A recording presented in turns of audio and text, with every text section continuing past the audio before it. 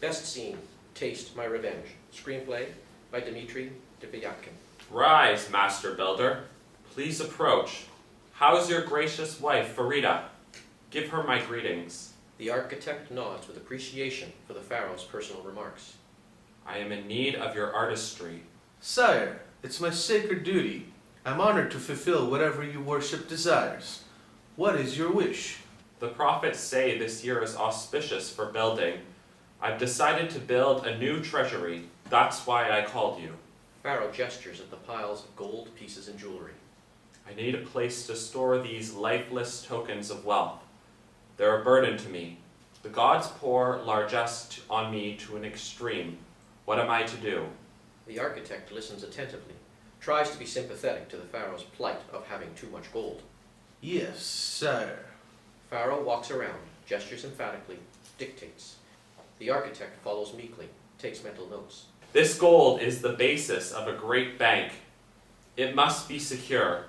Build me a royal treasury, Master Builder. Exterior, palace, courtyard, grounds, continue same day. Walking with the architect, the Pharaoh points to where the walls are to be built. He speaks energetically. All cyanide granite. Make the walls so thick they are impenetrable. Make the floor of solid rock. The Pharaoh shows where the treasury will be. Yes, sire.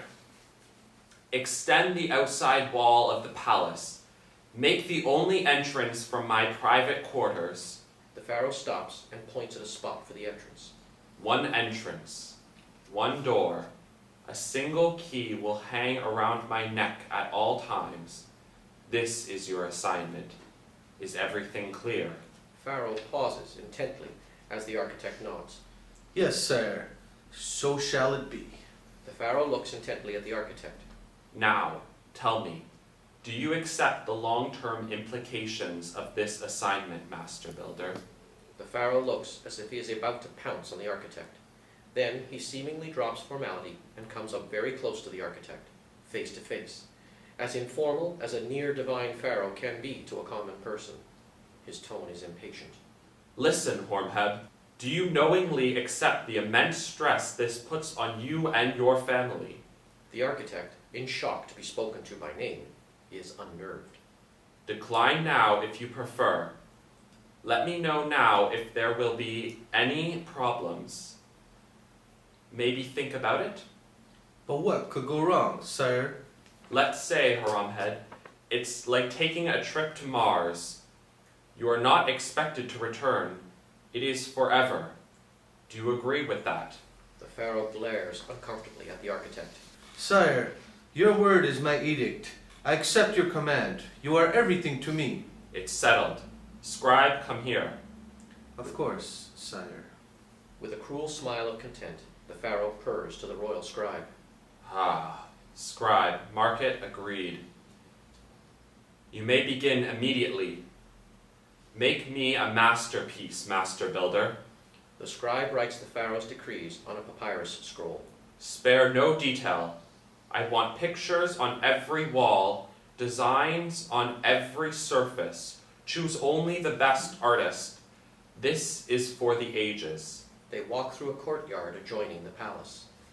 I want pictures to show in the next life of how we lived in our period of wealth, what we've created.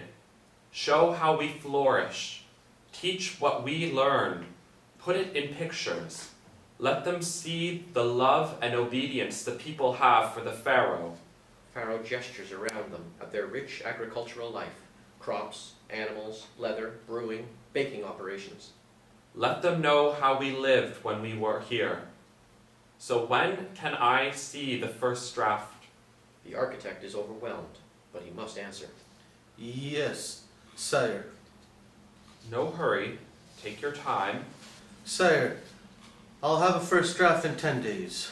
The Pharaoh is impressed. The scribe makes a notation. So quickly. Very well. Till then. The Pharaoh turns and leaves abruptly.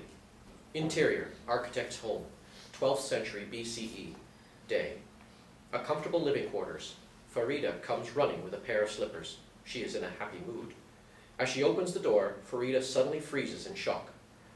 Hormheb, the architect, enters. exhausted and white-faced. Doom, Doom, my beloved.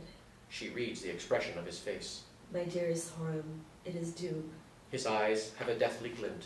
My dear one, what happened to you? Something terrible, what is it? My dearest, Don't talk, sit down. I'll get you tea. Oh, my dearest. Her arm around his shoulder, she leads him to a chair, sits him down calmly and comforts him. She gets him tea. Rest, don't talk. no, I'm fine. Well, I have a new assignment. The Pharaoh ordered. He tries to smile, breaks down crying, stammers. Oh, my dearest, I couldn't refuse him. Farida looks at him painfully. He wants a new treasury. Farida lets out a shriek, so loud it makes the room shake. My darling. Whoever says no to him dies instantly. My choice was no choice, to die then or die later. Forgive me, my darling. I see it in your eyes. Horam, my dear one, it means our family is doomed. Hug me, my darling. I'm so cold. We're all so alone in this life. You're not alone, my Farida. I am with you. I will always love you and adore you, forever and ever.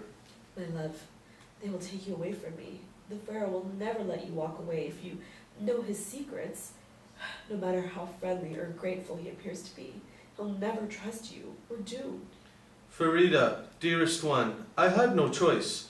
If I refuse His Majesty, I'd be dead. I wouldn't be sitting here in front of you. Their two teenage sons, Ozzy, 19, and Taras, 18, come running, jostling each other in good humor. The two boys hug their father. They hug him sympathetically. Papa, welcome home. Hi, Papa Horam. The architect hugs the boys. Farida is crying in the background. Ozzy goes to her. Taras stays with his father.